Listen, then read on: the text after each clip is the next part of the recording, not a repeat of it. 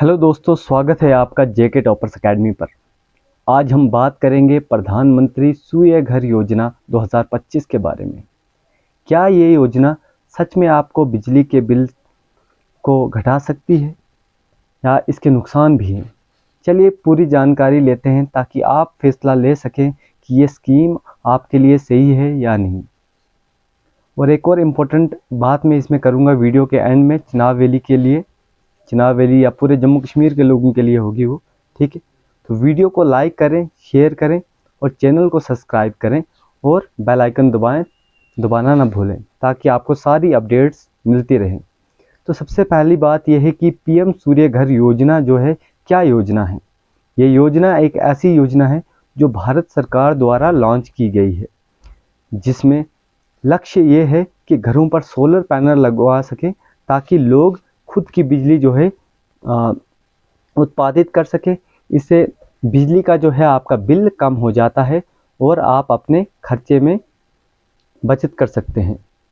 अब देखिए दोस्तों, इसके फ़ायदे क्या हैं और इसके नुकसान क्या हैं। ये बहुत ही ज़रूरी है, हमें किसी चीज़ के फ़ायदे और नुकसान ज़रूरी हों।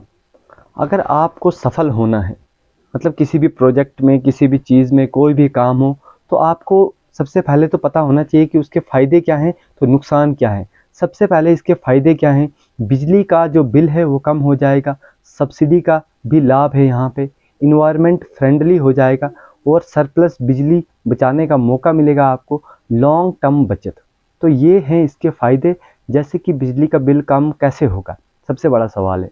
सोलर पैनल लगाने से आपकी खुद की बिजली जो है, यहाँ पे आप खुद बनाते हैं, उससे जैसे आप पैनल लगाएंगे तो आपकी खुद की बिजली बनती है। इससे ग्रिड जो है, जहाँ से आपको इलेक्ट्रिसिटी की ज़रूरत होती है, वो आपको पूरी करती है, तो उससे कम हो जाएगा। और सब्सिडी यहाँ पे सरकार ने 30 से 40% की सब्सिडी यहाँ पे अनाउंस की है, जो आपको सबसे पहले है इनिशियल कॉस्ट जो होती है इसमें, उससे घटा दिया जाता है। और इन्वायरमेंट फ्रेंडली कैसे है ये? देखो, सोलर एनर्जी जो है पोल्यूशन फ्री होता है, तो इससे प्रदूषण नहीं होता, पोल्यूशन नहीं होता, तो ये इन्वायरमेंट फ्रेंडली हुई। सरप्लस बिजली बचाने का मौका कैसे है आपको? अगर आपकी सोलर पैनल से ज़्यादा बिजली अगर आप उत्पादित करते हैं, तो आप उससे ग्रिड में बेचकर भी पैसे कमा सकते हैं। लॉन्ग टर्म बचत का मतलब है कि सोलर पैनल की जो लाइफ होती है वो 20 से 25 साल होती है, और इसलिए एक बार इन्वेस्ट करने के बाद आपको लंबे समय तक फ़ायदा मिल सकता है। तो ये इसके क्या थे? एडवांटेजेस थे, फ़ायदे थे। अब नुकसान क्या हैं, या जिनको हम ड्रॉबैक्स भी बोलते हैं? तो इनिशियल कॉस्ट जो है, इसकी कॉस्ट, लगाने की कॉस्ट ज़्यादा है, वेदर पर निर्भर है। जैसे कि बारिशों के मौसमों में आपको ये काम नहीं करेगा, या कम बिजली जो है ये पैदा करेगा। उसके बाद जब बर्फ़ पड़ती है तो तब भी इसका एडवांटेज नहीं ले सकते हैं। तो वेदर पे पूरा निर्भर है ये। मेंटेनेंस का खर्चा भी आता है इसमें, और स्पेस की भी ज़रूरत होती है, जगह की होती है। अब आइए इनको तफसील से समझते हैं। अब देखिए, इनिशियल कॉस्ट ज़्यादा है, सब्सिडी मिलने के बाद भी सोलर पैनल अगर लगवाना है आपने, ठीक है, तो उसका खर्चा थोड़ा ज़्यादा होता है, जो सबके बजट में नहीं होता। दूसरी बात यह है कि वेदर, जैसे मौसम को देखें तो सोलर पैनल, धूप की जो है इसकी ज़रूरत होती है, धूप से ही बिजली ये पैदा करता है। सोचो अगर बादल हैं, बारिश है, तो उन दिनों में सोलर पैनल जो है आपका उतना बिजली जो है नहीं ये उत्पादित कर सकेगा। अब मेंटेनेंस देखो, हालांकि मेंटेनेंस ज़्यादा नहीं होती, लेकिन सोलर पैनल को साफ और सुरक्षित रखने के लिए थोड़ा खर्चा लगता है। अब देखो, सोलर पैनल के लिए छत पर अच्छी जगह होनी चाहिए, छोटी छत वाले घरों में ये प्रॉब्लम आ सकती है। अब देखिए दोस्तों, ये योजना उन लोगों के लिए फ़ायदेमंद है जो अपने घर से सोलर पैनल लगवाना चाहते हैं, और इसमें पहले बिजली कनेक्शन होना ज़रूरी है। आपको लोकल इलेक्ट्रिसिटी बोर्ड या ऑनलाइन पोर्टल पर इसके लिए अप्लाई कर सकते हैं। गवर्नमेंट ज़ोरों से इसका प्रमोशन कर रही है। तो दोस्तों, पीएम सूर्य घर योजना 2025 जो है काफ़ी फ़ायदेमंद हो सकती है, लेकिन शुरुआत में थोड़ा इन्वेस्टमेंट लगता है, मतलब पैसा लगता है। अगर आपको लंबे समय तक बिजली बनानी है, ठीक है, बिजली बचानी है और बना के बेचनी भी है, अगर आप इसमें पैसा लगाते हैं, इन्वेस्ट करते हैं, तो ये स्कीम आपके लिए हो सकती है। तो एक और राय मैं आपको देना चाहूँगा कि आपको यह जानकारी कैसी लगी, आप ज़रूर कमेंट करें, ठीक है। और क्या अपने घर पे आप सोलर पैनल लगवाना चाहेंगे? कमेंट में बताएं। और ऐसी ही रोचक जानकारी के लिए इस चैनल को सब्सक्राइब करें और वीडियो को लाइक करें। लेकिन मुद्दे की बात तो अब स्टार्ट होती है, क्या चिनाब वैली, क्या जम्मू एंड कश्मीर के लोगों को ये सोलर पैनल लगवाने चाहिए या नहीं, इसमें आप लोग क्या कहते हो? तो मैं अपनी राय देना यहाँ पे चाहता हूँ, क्योंकि जम्मू एंड कश्मीर एक ऐसा स्टेट है जो अपनी जो है यहाँ पे कितने सारे प्रोजेक्ट्स है, हाइड्रो पावर प्रोजेक्ट्स है, जो अपनी यहाँ की बिजली बाहर बाहर स्टेटों तक जाती है, दिल्ली यूपी तक जाती है, वहाँ तक इसकी बिजली बेची जाती है।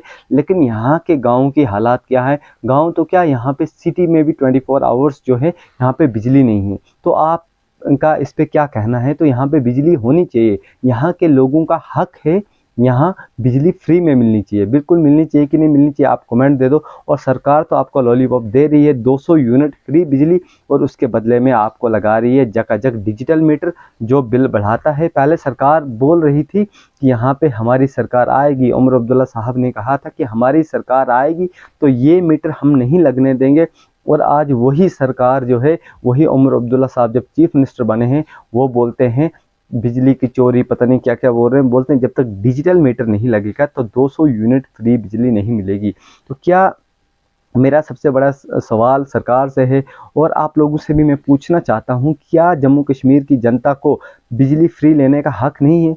क्या उनकी जो बिजली बाहर बेची जा रही है, पूरे JNK से जो बिजली जो उत्पादित करते हैं वो उसको बाहर बेचा जा रहा है, बाहर की स्टेट्स तक, यूपी तक, कहाँ तक ये बिजली जो है बेची जा रही है, लेकिन JNK के लोगों को बिजली नहीं होती।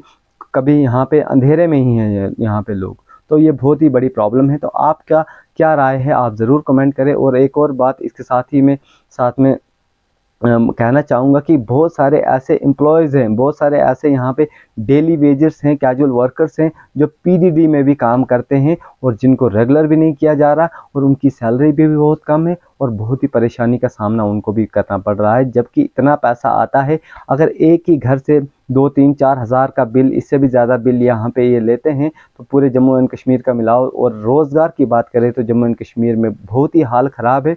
32% टॉप किया है पूरे इंडिया में जम्मू एंड कश्मीर ने अनएम्प्लॉयड जहाँ का यूथ है, यूथ परेशानी में है। सरकार तो कठपुतली जैसी लग रही है, तो कुछ भी समझ में यहाँ पे नहीं आ रहा है। अगर असेंबली में कोई बोल रहा है तो बोल रहा है जो सब जिस लीडर को पसंद कर रहे हैं वो है MLA महराज मलिक। वो बता रहे हैं कि जनता के हित में बता रहे हैं, जनता की जो ज़ुबान होती है, ज़ुबान वो जनता का, जैसे उन्होंने एक डोडा डिस्ट्रिक्ट से उनको सेलेक्ट किया है, उनकी एक कॉन्स्टिट्यूंसी से, तो लोगों, चाहे वो लोगों ने वोट BJP को दिया हो, किसी भी पार्टी को दिया हो, कांग्रेस को दिया हो, PDP को दिया हो, NC को दिया हो, लेकिन सब बोल रहे हैं कि यही एक ऐसा बंदा है जो मजलूम की, जो आम इंसान की आवाज़ उठा रहा है। तो आपका इस विषय में क्या कहना है, आप ज़रूर कमेंट करें। फिलहाल के लिए इस वीडियो में हम इतना ही। और आप किसके बारे में अपडेट चाहते हैं, जैसे कि डेली वेजर, कैजुअल लेबर, आपकी क्या मुश्किलात हैं, क्या आपके प्रॉब्लम्स हैं, आप ज़रूर कमेंट करें ताकि हम उसके ऊपर भी रिसर्च करके एक वीडियो लेके आएंगे। Thank you so much, have a nice day.